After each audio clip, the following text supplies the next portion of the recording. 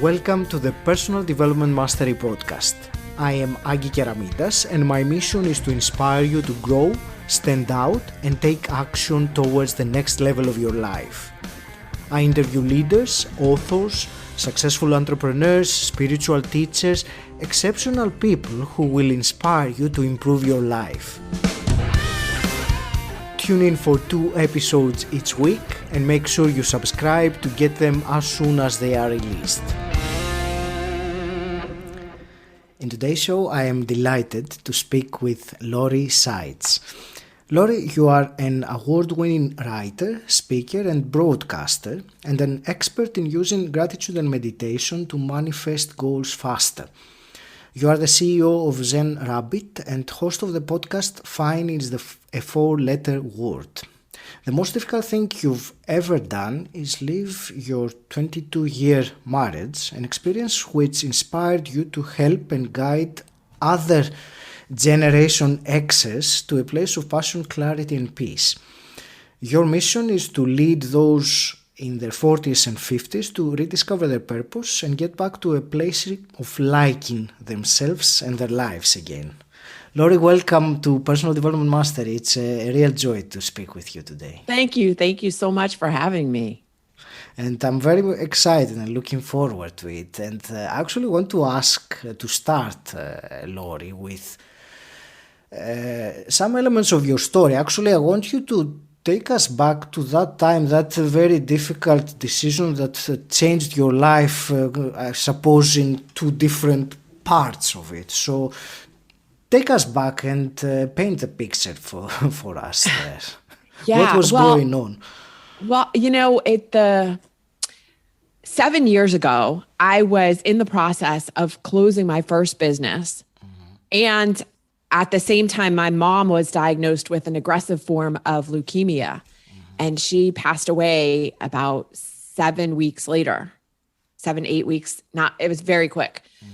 Mm-hmm. And that experience kind of put me in a place where I was thinking about, reevaluating my life and where I was in it. And while I was going through that grieving process for both my business and my mother, I started thinking, do I want to live the next 20 years the same way I lived the last 20? Now, I'm not saying that the last 20 had been terrible. Mm-hmm. They hadn't. They were fine. Mm-hmm. And did I want to continue on that path of fine, or was there something more for me? And my soul was telling me that there was something more.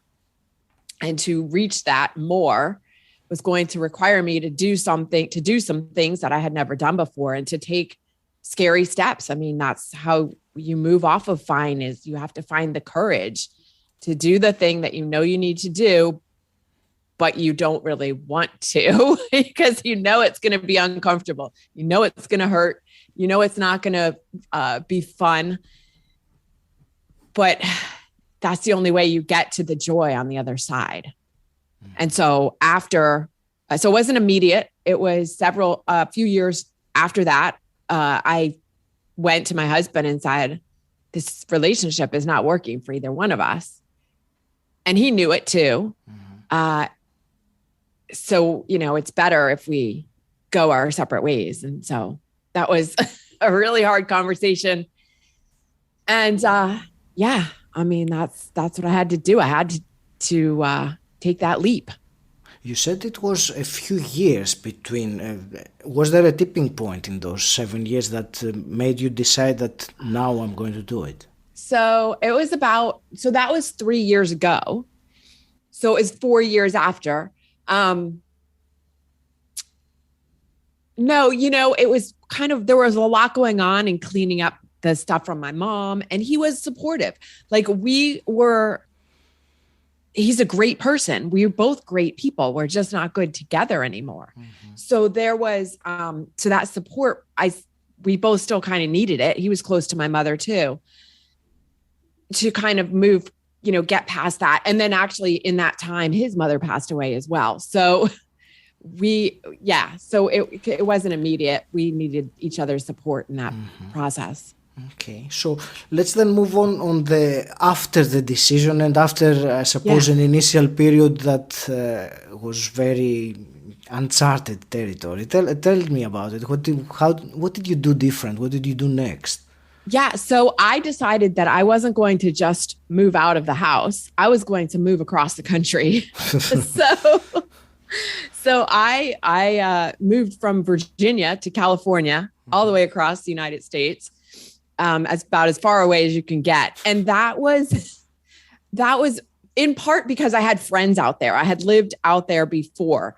And so I was moving to someplace that I had some friends so that I wasn't completely alone. I wasn't picking somewhere random that I didn't know anyone.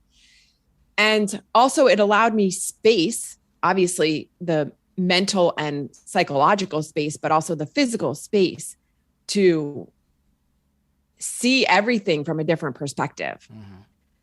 And that's why I chose to do that. I only stayed out there for a year and then I came back to Virginia because this is where I consider home. But yeah, that moving out. So I had been in that relationship with my husband for more of my adult life, more of my entire life than I had been without him. So, so that was hard. It's, living on your own and, did you know learning to be an individual as opposed to a part of a couple? Yeah.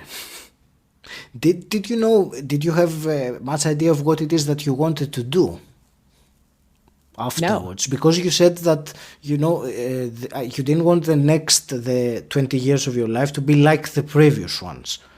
Yeah. So that's what I'm asking, whether you knew. So how would you like those 20 years to be like? Because the reason I'm asking that is I think many people can relate to that. This fine, as you said, life that on the outside it feels like it's fine. It's a very this description, we can talk about this a bit later. But on the inside there is some, I would say, very mildly, I would say, discomfort. It is more than that. It is something burning, something not feeling right, which we tend to ignore, we tend to resist because maybe it's what you said, it's uncomfortable on the other side and risky. But people can relate to that.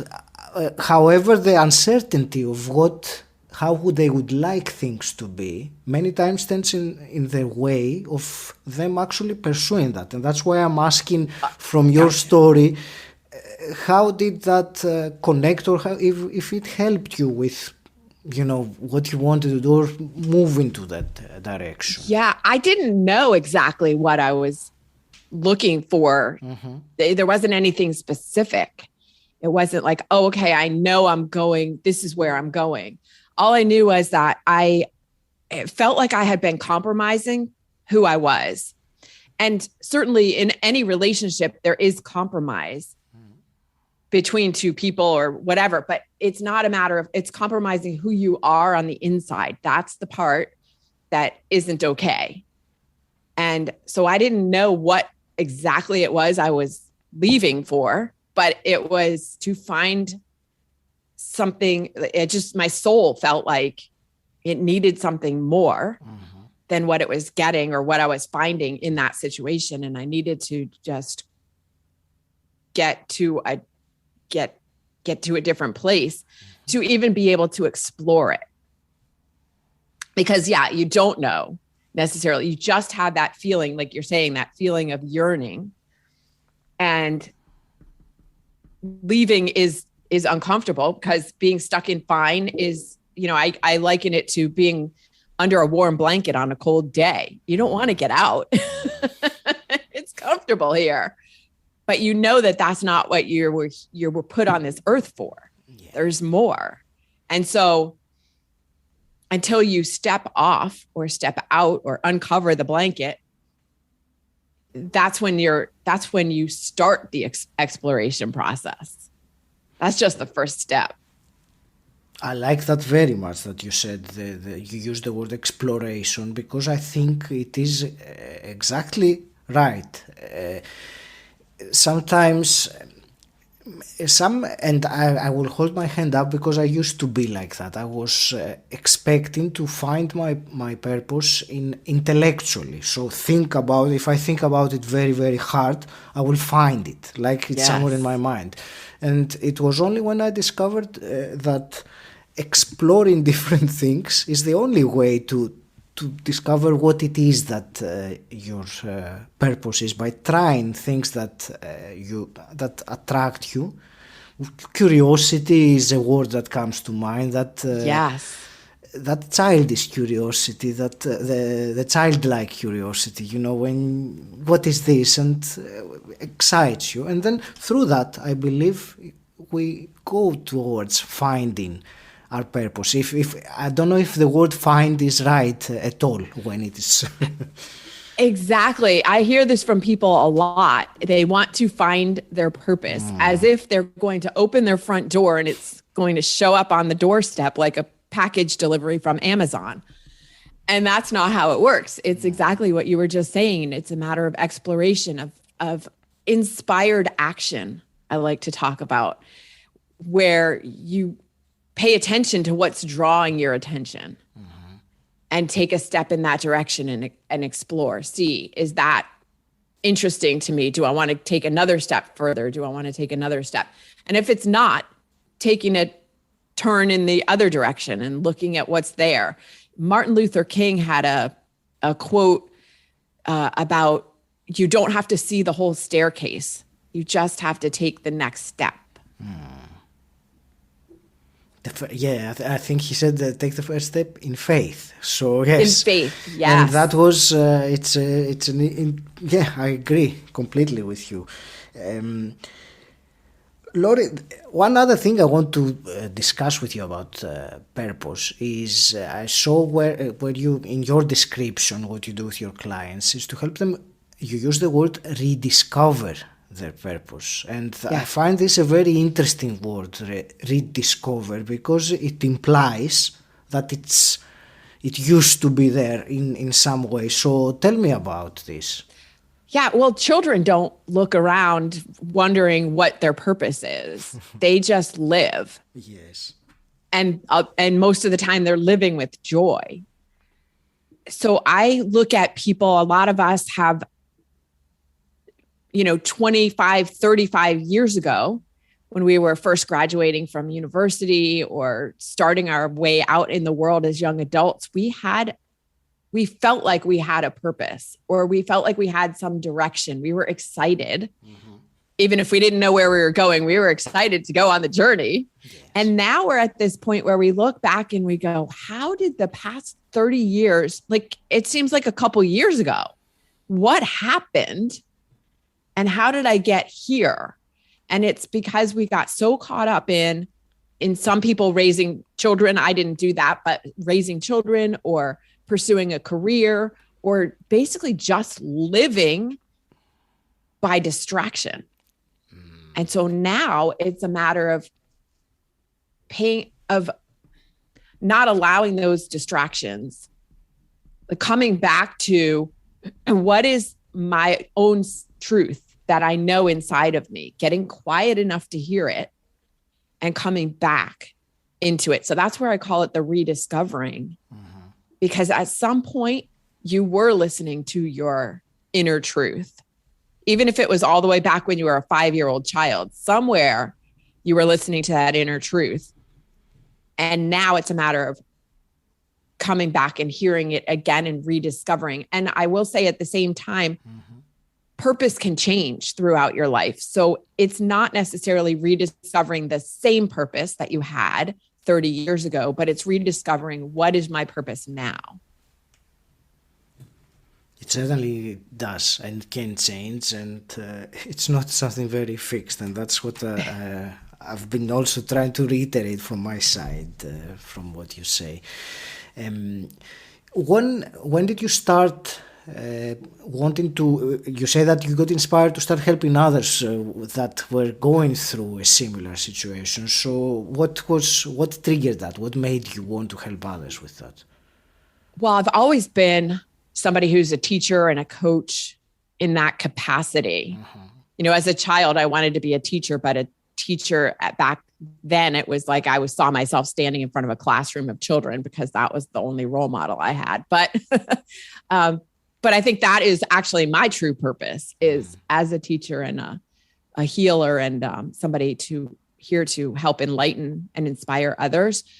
But it wasn't right away. Again, I had to kind of find the path, and the pandemic is really what triggered my finding this path, because like a lot of us, I was stuck inside. I didn't have a lot of, we didn't have the distractions we used to have. And my intuition and insight got ramped up really high because I was spending more time in quiet space. And it was the one, how to put it, one of the main factors was I was having a text conversation with my cousin, and she was asking about or struggling with the question of what is my purpose now, because her oldest child was graduating from college and he didn't need her anymore in the same way that he did as a child. Yes. And so she was questioning this, and I'm having similar conversations with a lot of my friends who are at this age where their children are leaving home to go out on their own. And people are asking themselves, so what is my purpose now? And that's really what triggered it, that conversation and other conversations with other friends, colleagues. And I started thinking, all right, well, I've been on this path. Let me share what I've learned and help others. You get to a certain point on the ladder and you want to turn around and help somebody else up. Hi, it's Agi here, interrupting you with something you may find useful. One of the most frustrating feelings is when you're trying to focus, but you can't get your brain to concentrate on the important work in front of you. This happens to me all the time, and if it happens to you too, you are not alone. 40% of people say they have to make a big effort to concentrate. But if you're having trouble getting focused, I have a solution for you. I'm so excited to be partnering with Brain FM. Brain FM is a great app, and I use it to block out my mental chatter and zone in on my number one priority of the day. Brain FM uses functional music that is backed by science and research, and it is designed to give us that extra edge when we need our undivided attention. And they also have relaxation, meditation, and deep sleep modules that help you unwind and recharge. So if you want to be able to place your full attention exclusively in the activity you choose, whether that's meaningful work or relaxing or getting high quality sleep, right now, as my podcast listener, you get 20% off Brain FM subscription at brain.fm/Agi. That's an amazing deal for such a useful app. Thousands of people have given 5-star reviews to Brain FM. Find out why? brain.fm/Agi.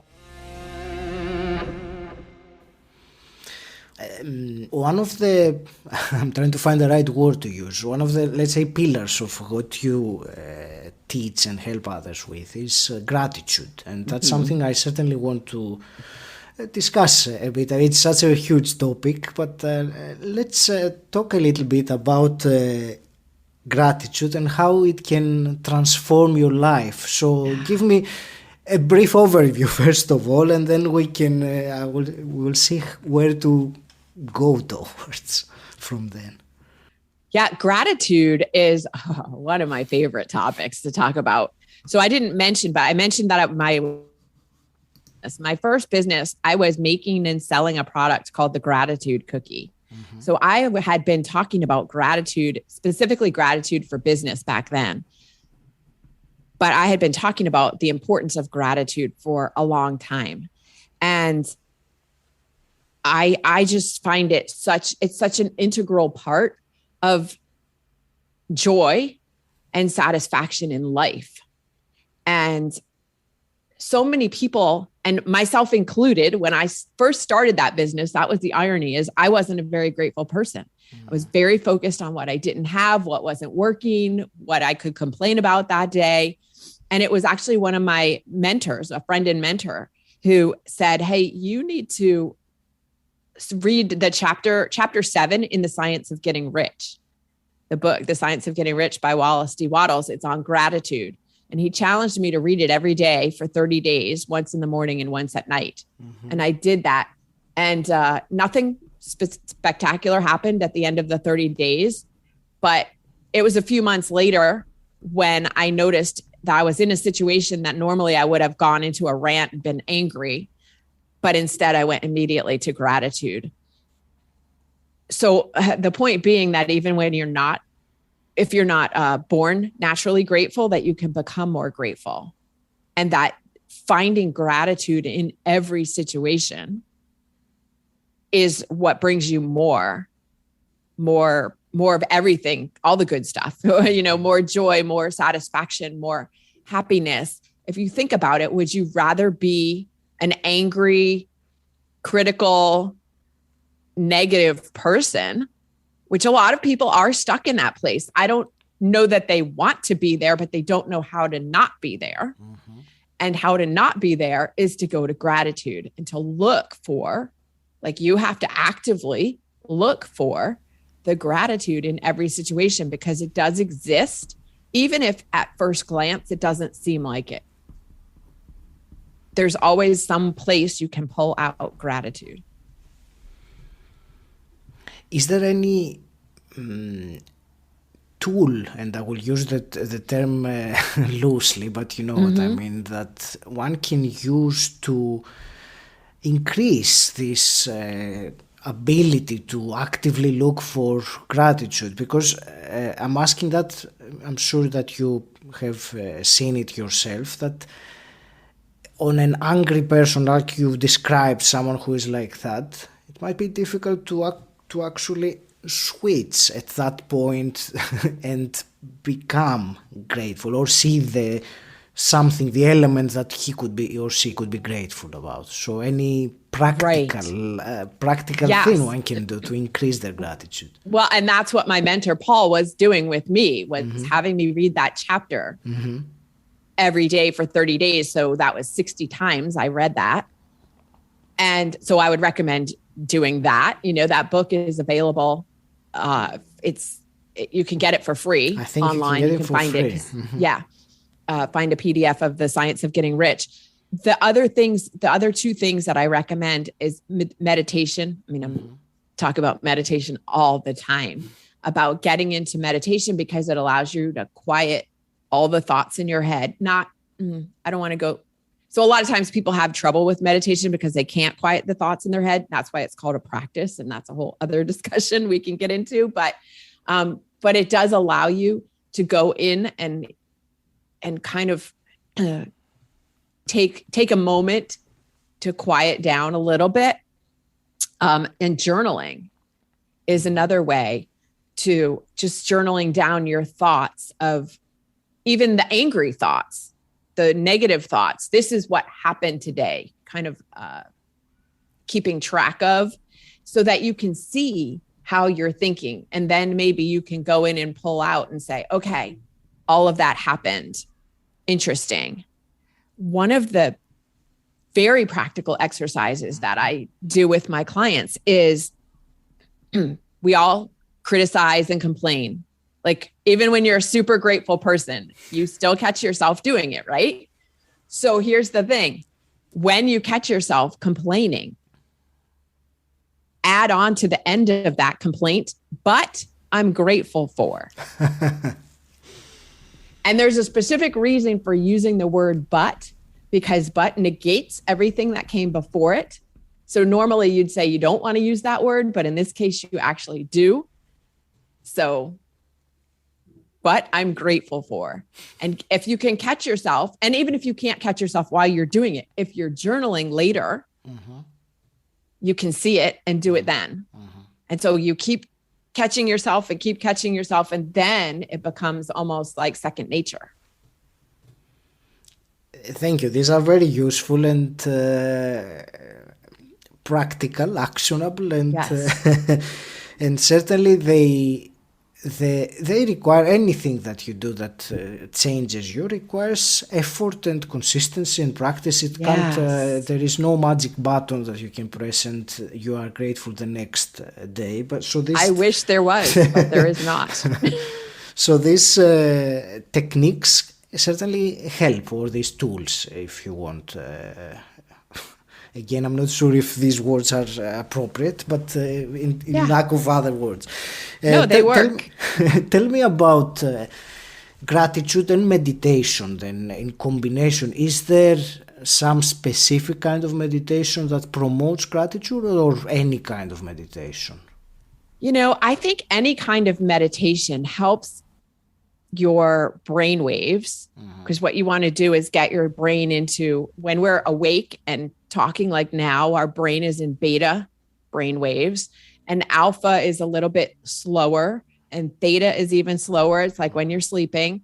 And so what you want to do is get your brain waves into I don't know what to call it, a more coherent state.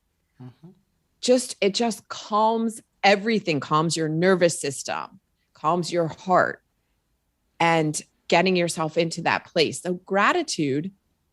So any kind of meditation that can do that, I'm all for it. I don't prescribe any one kind of meditation or another, because everybody's different. So I always say, what works for you? Some people want to do a walking meditation. Great, do that. You want to sit down? Do that. You want to lie down? Go ahead. Whatever works for you. Gratitude is the highest vibration you can get into.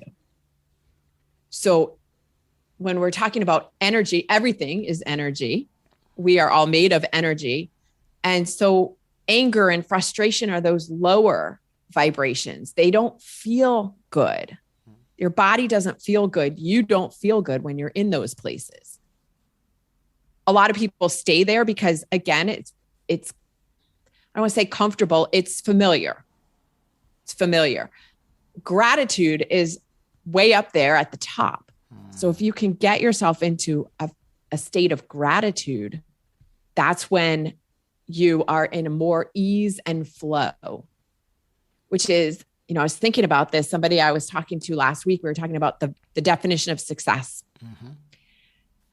And it came to me actually this morning when I was in a meditation that my definition of success has to do with ease and flow. That just sounds nice. Who doesn't want to be in ease and flow? And gratitude is the vibration that gets you there. So I was thinking what you said about success and the definition, and that's so different to each individual, isn't it? The moment one actually thinks about it, because so many times the word is just put out there without. Anyway, I will leave that. It was just an interesting observation. There was one other thing I wanted to ask you about meditation. I noticed that you offered a custom created meditation. So I want you to tell me about, what advantage a meditation that is customly made for you can have over, listening to an app or something different. Yeah. I love the apps. I'm a big fan of Insight Timer personally. I use it all the time. The customized, I touched on this a little bit earlier, was a lot of times people struggle with what I call puppy mind. So if you imagine a puppy, the energy of a puppy is jumping and running all over the place, and that's what people's thoughts do. And so they struggle with quieting their mind because their thoughts are constantly running through their head. So one of the things that creating the customized meditations does is helps with puppy mind, because what I'm doing with the customized meditations is I'm taking your memories and experiences of things that have happened in the past and in your current life that you are grateful for. And I'm putting them into the meditation so that I can get you into a state of gratitude, of feeling gratitude as you're visualizing these things that have already happened. And then taking you from that state into now feeling gratitude and visualizing those things that you are manifesting or your goals. Some people don't like the word manifest, it's too woo-woo, but achieving your goals is the same thing, whatever you prefer. So taking you into visualizing those things as if they have already happened and feeling gratitude for them as if they have already happened. Mm-hmm. Now you are magnetizing them to you. You are increasing the energy, the positive energy going out to them. And it's like setting a GPS for your brain. So that's how the goals tend to happen faster, because you'll start seeing coincidences, puzzle pieces falling into place, synchronicities, like things are happening out of nowhere, but it's not nowhere because you have been visualizing this. And when you can get yourself again into that place of feeling gratitude for it as if it has already happened. Like in what we were talking about earlier about in acting in faith. Mm-hmm. Mm-hmm. That's what these meditations are doing. So yes, meditating to an app, like I said, I do it all the time. It's great. It's so many positive benefits to it. The customized meditations take it one step further because you're actually working with your own memories, experiences, and goals, manifestations. I can imagine the way when you started describing it. I can imagine how powerful it would be if I listen to the voice, the guiding voice, telling me about something that I'm already grateful for, and not a general thing, something personal. So it exactly sounds like a very powerful technique. They are powerful. I will change the gears a bit, Lori, and sure. Because we touched upon it a bit earlier when we started saying about fine, and I want to bring back this conversation to that element of the fine and how fine is not really fine. And I know that this term has inspired you actually to create your program and what you do and your podcast. So tell me a bit about the fine as a word. And again, I'm saying I've changed gears, but it's something that I wanted to discuss a bit more in our conversation. Yeah. I think we reach a place where we are going along and everything's fine. It's fine.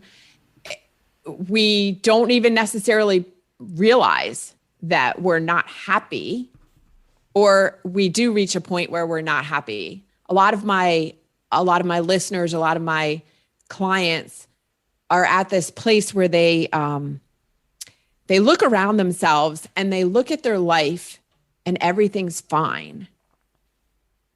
Everything from the outside actually looks pretty good. Mm-hmm. And they're not happy. And then they start questioning, what's wrong with me?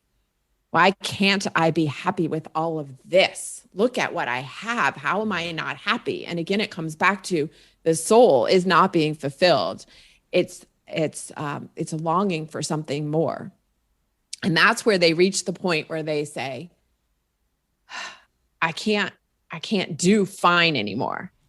So I named my coaching program is called the Fuck Being Fine Experience, because you very powerfully reach a place where like, I am just done.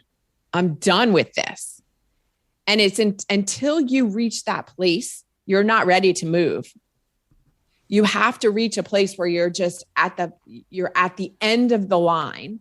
And that doesn't necessarily mean you're, ready to jump in front of a train. Let's not say that. But you just finally reach a place in your life where you're like, I'm not satisfied, and I'm not going to put up with this one more day. Mm-hmm. And I don't know, well, I'm sure you were going to tell me, why did you choose to use the word fuck being fine? But for me, it does make sense because it implies that I've had it. I can't take this anymore. I'm deciding that fine is not good enough for me. And it creates an emotional intensity and a seriousness in the phrase that this is for real. So I don't know if these were relevant to the reasons why you chose it. I think it's a powerful word when it's used in a context of emphasizing that this decision is for real. That's how I see it anyway. Yes, that is exactly it, because that is not a word that I throw around all the time. There are people who use, and I have no problem. You speak however you want to speak, but it's not a word I typically would use. And I used it exactly for that reason, because it is very emphatic. And you use the word decision. Yes, you have reached a place where you have decided now, because everything hinges on a decision. You can change your life in like that with one decision. Absolutely. One other question about your program. Who is it for, Lori? Who do you work with? Yeah, I originally started the program and started my podcast for Gen X women. And Gen X is, so women in their 40s and 50s, because Gen X never knows. They're like, am I Gen X? I know. Which is so typical of the generation, really. We don't know who we are. I can relate. But what I found was that my podcast listeners are actually from both genders, all genders, whatever we want to say, and different generations. So I know I have people who are in their 30s who are listening and getting value out of it. So the program was initially just for women in their 40s and 50s. And now it's expanded because I've had men come to me and say, hey, my life is fine too, and I'm not okay with that. So it's expanded a little bit, but it is, I would say, still primarily for people in their 40s and 50s who are at this place where they do have some life experience. They have reached a place where parents are passing away. Kids are growing up and moving out of the house and to live on their own. And they are now at a place of reevaluating, what is it I want going forward for my life now in this new season of life. I like how you say it very much. There is that phrase, I'm trying to remember, the 40s are the old age of youth, and the 50s are the youth of old age. So I find it very poetic. Oh, I like that. Lori, I will start, it's really enjoyable talking to you. I will start wrapping things up and ask you some quick fire questions. Sure. And the one I always ask first is, what does personal development mean to you? Personal development is an ongoing journey of discovering who you are at your core, who you are and who you could be, who you are meant to be, what is it your soul is here to do, and just constantly talking about and reading and discovering. It's that process of discovery of the soul, let's call it. I like how you went a layer deeper and then another one. That's brilliant. And let me ask you, if you could go back in time and meet your 18-year-old self, what's one piece of advice you would give her?